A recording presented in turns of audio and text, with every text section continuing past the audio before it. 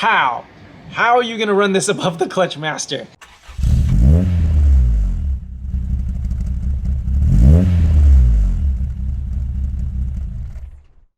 CD009 swap into R33 and we're still not done. What the heck? One thing that's been plaguing us with problems is all the supporting mods that we've had to do to the transmission. If you notice, we got some funky stuff going on. We have a clutch master cylinder reservoir from an Acura Integra. If we go over here, we have a Tilton clutch master cylinder with an adapter for our firewall. So why do we have all this nonsense in here? So the factory clutch master cylinder is a 5/8 bore. I found that I had to adjust the clutch pedal rod all the way up, and that means my engagement point was all the way at the top. What that means to me, having to adjust the rod so long, is that I'm not pushing enough volume of fluid to disengage the clutch. If I did not adjust it that long, I'd actually get notchy shifting. Fifth felt like going through sandpaper. And so coming up with this wasn't so easy. The OEM 350Z clutch master cylinder bore is 11/16, which is about one size up from the 5/8 we had. I made the wrong choice and went 2 sizes up. I got a Tilton 7/8, and long story short, I think I blew something out because as soon as I made the 30-minute trip home, I lost the clutch. So pretty much I had clutch pedal pressure, but got blocked out of gear, could not shift into gear. So I blew something up in the hydraulic system. Fast forward today, another 350Z slave, 7/10, 7/10 Tilton clutch master, which is just about similar size to 11/16, which again is the factory 350Z master. And yeah, so far so good. Why are we running a Acura Integra remote reservoir, you're asking? Well, let's find out. So when I originally installed the Tilton 3/4 clutch master cylinder, if I could take a guess, I think I blew up the slave because it's 2 sizes above what that slave cylinder wanted to take. And one clue that I had when I had the car on jack stands, every time I would bleed it, the first 2 shifts would be okay, but as soon as I continued to press the clutch pedal, it felt like more air was getting into the system, so shifting got worse and worse until immediately I'd get blocked out of gear. So that pretty much tells me I blew a seal or blew something up in the clutch hydraulic system. Alright, so why are we running a remote reservoir out of an Acura Integra? Well, look how big this monstrosity is. This is the factory remote reservoir that comes in the Tilton clutch master cylinder kits. Normally this mounts on top of the clutch master cylinder. If you notice, there's this lip on the firewall that actually will hit the reservoir, so we can't directly mount this on top of the clutch master cylinder, which means we have to run a remote style. So you want to run this above your clutch master cylinder. You always want this gravity fed. If you run this below, you're gonna create a point where air is gonna get trapped, and it doesn't work that way. So again, you want to run this above the clutch master. How are you gonna run this above the clutch master? If you look, there's almost no point where I can get a straight shot to this remote clutch hose without hitting the hood. So I had to scrap this guy. In my experience with working on a variety of cars, I remember Honda likes to run a lot of their cars remote reservoir. And it just so happened I remembered DC Acura Integra, these tiny reservoirs come with this integrated bracket in their, shorter size. So what I'm end up going to be doing is creating a bracket from the throttle bracket to the OEM bracket here to hold this guy in place. And if you notice roughly where I mount it, not only does it clear the hood, but it's also going to be still higher than the clutch master, and that hose is still a straight shot. Again, even if this is higher, you don't want this hose to have like a high point in it, because that high point's just gonna be a trap for air bubbles. So you guys probably know the Willwood clutch masters are a very popular upgrade for a lot of Skylines, S chassis, if you're doing engine, transmission swap. The Willwood bodies are also one piece, so you don't have to run a remote reservoir, and they're compact. Despite how popular they are, and despite all the advantages I just listed, why did I decide on a Tilton unit? I'll tell you why. I've been through this song and dance before. I've done manual swaps on other variety of chassis before, and I've been through countless Tilton clutch master cylinders. And typically what happens is you'll see the fluid get dark way too fast, and that's a good telltale sign that that clutch master is about to fail. The last manual swap I did, I decided to upgrade up to a Tilton Master. 0 issues. That's why I went with Tilton this time. Despite all this added complexity, I do not want issues. That's why I chose Tilton. Alright, so you think the clutch hydraulics was the only supporting mod or the only issue I had? Absolutely not. Let's lift up the car and see what other nightmares we have in store for us. Alright, so we weren't about to film this, but go ahead, Michael. What was your question? So introducing, these aftermarket mounts, I guess, would you cancel out all the vibration, or would you still get some in the cabin? Because this is like metal to metal now, instead of, the regular poly. Okay, so that's a great question. That's why we wanted to record this. All the trucks. You know why it's so hard to film during the day?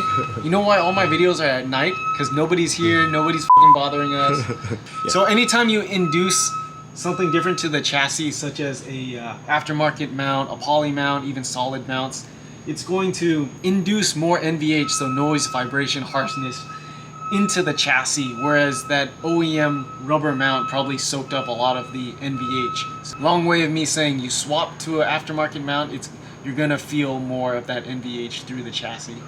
But that was not our other vibration concern. Let's talk about that nightmare. So, almost to my mistake, I thought being a independent rear suspension car, pinion angle would not matter. And boy was I wrong. So, my very first road test home, just about 65, 70, the rear end, I could feel it vibrate. There was a rumbling noise in the back that was terrible. The center console was shaking. What the hell? As I increased in speed up to 80 miles an hour, really suspiciously similar to what I experienced in a Corolla, which is, I wonder if the pinion angle's off, because it certainly feels like it. Just as some background, in a solid rear axle chassis, especially when you convert to a one-piece drive shaft, you need to adjust the pinion angle. Otherwise, similarly at highway speeds, you'll get a vibration and noise stemming from the driveline. Let's talk about pinion angle. Alright, so what is pinion angle? More specifically, we're talking about the driveline angles. So, long story short, if these angles aren't correct, you're going to induce a vibration that basically damages everything. This vibration has to go somewhere. It's going to go out to your diff bearings, through your transmission, through your engine bearings. So that's why these driveline angles are so critical, because this vibration's got to go somewhere. So what happened? Let's go take a look at the car. Alright, we have a transmission, a center bearing, and our rear differential in our two-piece drive shaft. I went with the two-piece drive shaft because that's going to induce the least amount of NVH into the chassis. And we're going to talk about it later, but I don't know how you guys are getting away with one-piece drive shafts on these swaps. Ideally, that's what you want. You want these two on the same plane. So let's just call this, for the sake of this video, you want the transmission to face 3 degrees down, center bearing, or the first shaft to the center bearing to also face 3 degrees down. And then from there, these will act like one drive shaft. From there, it's equal but opposite. So, and then ideally you want the nose of the differential to face 3 degrees up. Again, equal but opposite. Erase.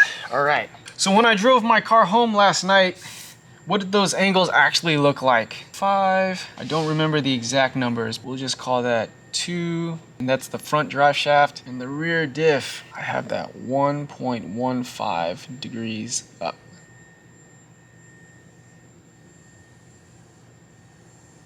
Without doing any math, without doing any research, it's pretty obvious if your driveline is this zigzag. Of course it's gonna vibrate. After a lot of trial and error and adjustments, here's what we finally ended up with. Much closer to our original drawing. You're gonna see why I couldn't get these as close as I wanted. According to that printout I just showed you guys, ideally you want the difference between 1 to half a degree difference between the front shaft and the transmission. And again, once these two are set, you can treat this as one drive shaft. So again, equal but opposite. So 2.5 degrees up, 2.6 down, these will cancel each other out. So how did we get this to happen? Let's go find out. All right, Michael, how did we get these angles to happen? So to start off, I've driven this car quite a bit now since the last time we adjusted the angles. Pretty much, I can say the vibration's gone at 80. So what did we have to do? No more vibration. What are the angles we could not adjust? can't adjust the transmission because it's already been fully adjusted. Yeah, the shifter's pretty much already touching trans tunnel. Ideally, we'd want to get the trans at less of an angle, so less than negative 3.5, but we can't. Unless we cut a bigger hole, it's already maxed up there. We don't want to do that. Yeah, so the other direction was we could lower the transmission mount some more, but that's going the opposite direction. We actually want least angle. Yeah. So in this case, we were stuck with what angle the transmission was at. And then rolling over here to the center support shaft bearing, we had to do a lot of modification here. So we had to cut the original studs along with this giant spacer that we had to shave down to get the right angle for this to be really close to transmission. So originally for the center support bearing, there's actually two studs coming from the trans tunnel. They don't look like this. They actually look like wheel studs, which means that you can't just take these out and thread in longer studs. The reason we need longer studs is because we needed to drop the center bearing far enough to correct the angle for our front drive shaft. So what we ended up doing, we had to drill out the old studs and we welded in a nut for each side. So now the center support bearing takes 2 bolts instead of studs. Along with that, we also had to slot the center support shaft bearing, bracket. Yeah, that's right. So because this guy drops some more, the holes for the center support bearing mount are really exact, and when you drop this, it's going to move side to side a little bit, so we had to actually slot the center support bearing back a little bit to be able to bolt this guy in again. And then we were lucky enough to just slot the safety loop. Yeah, OEM this car comes with a drive shaft safety loop. Because we dropped the center support bearing, this rear shaft is going to drop a little bit too. So luckily we were able to slot these mounting holes enough that we were able to reuse the center support bearing and the drive shaft doesn't touch it, which is great because I did not want to fab another one from scratch. You can see we had to slot this side a lot, but there's still plenty of meat up there for this guy to do its job. So back here to the diff. Okay, Michael, so the part that I thought we'd be screwed on was the rear diff, and then why do you think I say that? Because it doesn't really show any room for adjustment. Or the correct answer is technically this should not be an adjustable angle. All right, so on a solid rear axle car, they have 4 links, and they make aftermarket ones so that you can adjust the nose up and nose down of the rear differential. We don't have a solid axle car. What do you have back here? She independent. So here's where I thought I was screwed. There's technically no way to adjust the nose up and nose down of the rear diff, but what did we find out? We found out by taking apart these bushings and just removing one spacer from each side, it allowed this diff to go nose up. So we needed this diff to go nose up. It was only 1.15 degrees. I think we got it to like 2.5. So these diff bushings, we actually took these bushings out and flipped them the other way. And then we also took out the metal spacer that originally went in here. So taking the bushings out, flipping them upside down, taking one of these metal washers out, because again, we want to raise the nose of the diff. So by doing this, we were able to gain like 1.4 degrees. And we reached that target. Yeah, and then exactly, we reached the target so that this guy and then this guy become at equal and opposite angles. And then how do we measure the angles on this thing? Yeah! So yeah, we used a digital angle cube. To measure the angle of the front drive shaft, you want to put it in the middle, and that's probably the most accurate. To measure the transmission angle, you ideally want to take out the drive shaft and measure straight off of the output shaft on the trans. Sometimes that's not so easy to do. You can put a socket and put it on the U-joint. You can find a flat spot on the transmission, and that should get you the angle of the transmission. For the rear diff, it's a nightmare to take the drive shaft off of this car, so we ended up getting a socket. All right, this is not the exact socket we used, but just as an example, you get a socket and you put it in the U-joint cup, and that should get you the angle of the nose of the differential. And Michael's doing something we're gonna demonstrate. So this, what we're measuring right here, that's actually not the U-joint you wanna measure. You actually want to, and I'm gonna turn the wheel, it's this one. Go ahead, stick that thing in there. That's what she said. So you actually want that one right there, straight off of the rear diff. You can see it's the flange that's right off of the rear differential flange. That's the U-joint cup you want to measure, not the drive shaft one up there. So definitely the biggest frustration of the entire CD9 swap has been the supporting mods, figuring out how to get everything else on the car to work with the transmission. This is my daily driver, so I'm going to continue to do a long-term road test. We're gonna see if the clutch hydraulics holds up, if I need to adjust the pinion angle anymore. Have any questions, make sure to leave something in the description below. Make sure to like and subscribe. Appreciate all the support, you guys.